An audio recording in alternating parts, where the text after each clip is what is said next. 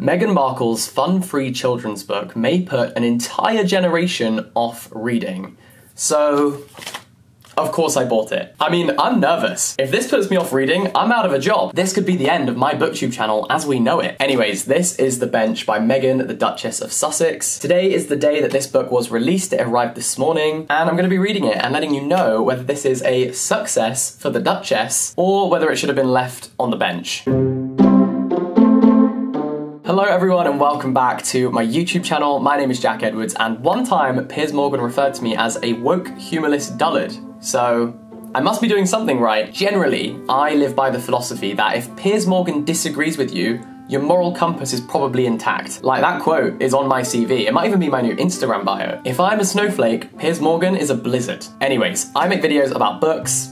Sometimes I hold them up the right way, especially celebrity books, because the one poor thing about these millionaires is the decisions they make. And so, of course, I had to cover The Bench. Interestingly, every single person I've told that I'm reading this book has responded with, "Oh, I've heard that book is terrible," which is crazy because up until this morning, no one had read it. It really shows how the media's character assassination of Meghan Markle has completely warped public perception of a book no one has read yet. I mean, it's a children's book written for kids as young as 1, but it might be terrible. It might be remarkable. It might be remarkable. I tried, I really tried. Either way, I will be giving you a completely 100% honest review of this book once I've read it, which, you know, is the bare minimum, but apparently quite a rarity when it comes to this book, so I will catch you when I'm done. Okay, so I just finished up reading this book, The Bench, and I gave this 4 out of 5 stars. And I want to explain why, and then also dive into the critical reception that this book has had, and trust me, it's been critical. In my opinion, this book is beautiful. It's intersectional, it's representative, and it's diverse. We see men in wheelchairs, we see men in turbans, men of different skin tones and ethnicities, exhibiting pure, unconditional, paternal love. And I just think, imagine how important and empowering this could be for so many people all around the world who don't often see themselves represented in children's literature. Just a reminder, by the way, people are mad about this. People are mad about this. I think that says more about them than Meghan Markle, to be honest. It's very short, it's about 40 pages, and I would say it's written for new parents to read to their very young children. It's a picture book accompanied by a kind of poem, and the watercolor paintings are stunning. On the back page, you can see this kind of portrait of both Meghan and Christian Robertson, who is the painter. Also, this is what's behind the dust jacket, which I just think is so sweet. And I just think it's great that throughout this book, children will recognize themselves and their parents and see themselves represented and be introduced to our modern multicultural society where everyone is worthy of love. I feel like that's the message here. Again, people are mad about this. The concept of the book is basically a mother watching the person she loves support and adore their child unfalteringly. We sort of see everything through her lens and watch this father-son relationship flourish. And it's essentially just a kind of love letter. In terms of the writing, it's apparently lifted from a poem that Meghan wrote Harry on his first Father's Day after the birth of their son Archie. And it's just nice, it's charming. It's obviously pretty stripped back since it's written for children, but the writing has this rhythm to it, and I feel like in a way it is beautifully simplistic in the sense that so many fathers will probably find this really emotional and connect with it. Thankfully, I cannot relate to that because I can barely keep my houseplants alive, let alone an infant. So babies are not on the agenda. This was definitely not written for me, but I still thought it was nice. There isn't necessarily a story or a narrative, but I kind of think that's the point. Instead, we focus on the symbiotic relationship between a father and a son, where it's like a mutually beneficial thing. So I gave this book 4 stars because of how incredibly intersectional it is, and because I think Meghan strikes the balance between making this universal and representative whilst also simultaneously displaying her own experience of love between a father and a son. And there's loads of personal touches, so here you can see their kind of vegetable patch. Oh, and the dedication, which melted my icy heart. It says, "To the man and the boy who make my heart go pump, pump." That's lovely. It's just sweet. I remind you, people are mad about this. To me, The Bench is clearly written by a woman with an extraordinary amount of compassion and empathy, who is actively thinking outside of her own bubble, while simultaneously showing her appreciation for her own family unit that she has created. In terms of children's literature, I really feel like the diversity in here does break barriers and will mean so much to so many. So, Why not 5 stars? For me, 4 stars is a really solid review. Like, I don't fling around those 5-star reviews. You're lucky to get a 5-star review from me. I think for me, the writing in here is very good, but it's not amazing. And that's a subtle distinction, but it's important to me.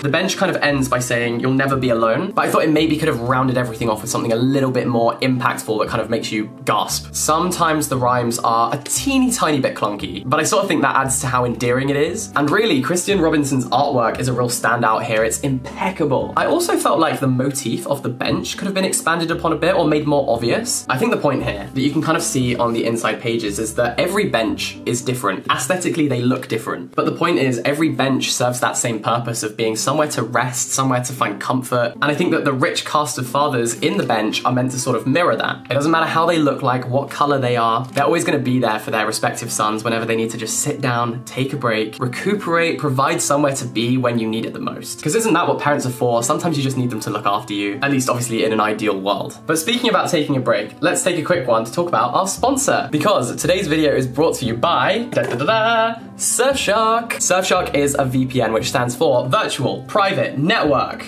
Yes. It basically keeps your online identity private so that hackers can't get you, and they'll encrypt all of the information that your computer sends to the internet, which is especially useful if you ever need to use public Wi-Fi. You can also change the location of your device so that you can virtually travel, which is very nice, especially right now whilst COVID is kind of doing the world tour we all wish we were on. For example, if you live in America and you want to watch Meghan Markle on Suits, you can't, because it's not available. I've just changed my location to New York City and it's not there. However, if I change the location to London and then we refresh, there it is. Surfshark does not track what you do online, and they've very generously given us a discount of, drumroll please, 83%. You can get an additional 3 months free using the code jackedwards. That's me. You can sign up using the link down below, and Surfshark has a 30-day money-back guarantee, so your money is protected just like your internet activity. Thank you, Surfshark. Anyway, now that I've read the bench, let's go back and have a read of that article about how this very harmless book was going to put a whole generation off reading, which, you know, like all good reviews, was published before the reviewer had actually read the thing. Interestingly, Ella Whelan has also written this article called "Sia Did Nothing Wrong. Why is her film being cancelled before anyone has seen it?" Which is kind of ironic, given that she wrote a takedown review of a book before anyone had seen it. But that's none of my business. I also feel like there's quite a fundamental difference between cancelling something and just having a conversation about it. These people are all for freedom of speech until someone disagrees with them, and then suddenly it's cancel culture. It's just so weird to weaponize the word cancel so that you can discredit anyone who disagrees with you, because that is literally the opposite of freedom of speech, which you supposedly stand for. Anyways, speaking of which, we have the Twitter mauling of Joe Rogan shows a cultural contempt for straight white men. Don't you think it might be kind of a contradiction to suggest that the host of the biggest podcast in the world is being silenced? I guess the question is, Joe Rogan, were you silent or silenced? And she's anti-lockdown as well, because of course she is. Life must actually be so nice for these people who just have no critical thinking skills. It must be so easy for you, like no nuance, just vibes. And then of course we come to professional troll Piers Morgan, who says, lest we forget, Miss Markle has ruthlessly disowned her father Thomas and refuses to have anything to do with him, despite the fact they now live just 70 miles from each other. Hasn't he leaked her private letters and just been actively horrible about her in the press for years? I mean, if you did that to me, disowning would be the last of your worries, sir. She is also reported to have disowned every other Markle, none of whom were invited to her wedding. This doesn't seem like someone overly keen to operate an inclusive lens to me. In fact, it seems a singularly exclusive lens. I really thought he did something there, huh? This man's villain origin story is literally a woman not wanting to go for a second drink with him. Just let that sink in for a second. Really, can you blame her for making babies with a prince instead of babysitting the big giant man-child? I personally feel like she's written this story about unconditional fatherly love because she's seeing it for the first time. Like, she's seen both sides of how you can treat your child and the choices you make in your parenting style, and she said, this one is so much better than what I got. I feel like she's promoting the importance of a connection that she wasn't able to have, because her own father seems to be the root of quite a lot of her emotional distress. Thing is, right, I just think if people in your life are toxic, you have every right to cut them out. Yes, biologically you only get one father, but you also biologically only get one appendix, and if that's causing you pain, you get rid of it. Yeah, no, I'm just flicking back through and I can't seem to find the page where it says that good fathers sell stories on their daughters for profit. Back to Piers Morgan though.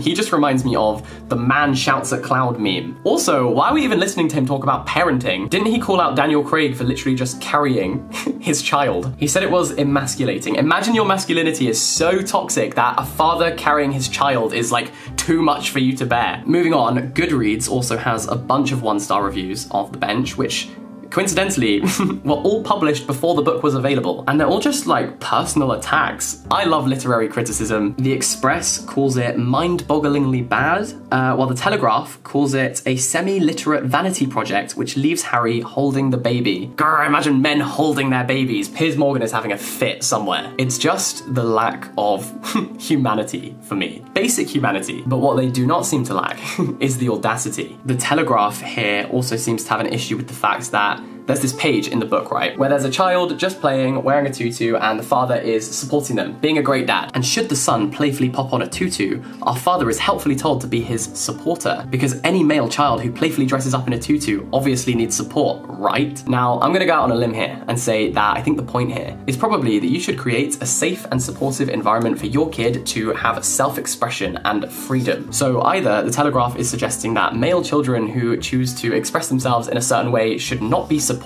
or they just failed to interpret the pretty basic message of a book aimed at 1-year-olds. And if you didn't get it, that's on you. I just wanted to jump in and add one more point here. And that's because I've seen a lot of people suggesting that because The Bench was published, that takes opportunities away from other hardworking children's authors. And I can see why you would come to that conclusion, but that just isn't how publishing or advances work. Because although nothing is confirmed about the advance that this book got, advances are given out based on the assumption that a book will sell, and therefore the publishing house will make back their money. Big, popular, successful books by mainstream media figures pump money into the book industry because publishers make more money, bookstores make more money, and that means that other, smaller authors can be funded. Children's literature like this also puts books into the hands of more young people, which could make readers for life, and if you're a book lover like me, then I'm sure you see that as a good thing. Anyways, let's wrap this up. I thought this book was wonderfully inclusive and intersectional, and just very sweet. It's completely harmless, it's very lovely, and I'm sure it'll be so special for so many young families, and no, this will not put an entire generation off reading. That is the most ridiculous thing I think I've ever heard. Although the man hosting the #1 podcast in the world being silenced is a pretty close second. Don't believe everything that these people with preconceived ideas feed to you. Thank you for watching the video. You can subscribe if you want. I'm not gonna force you, but you may put an entire generation off reading if you don't press subscribe. Don't forget, you can download Surfshark by clicking the link down below. Have a wonderful day, all the best, stay in touch, bye-bye!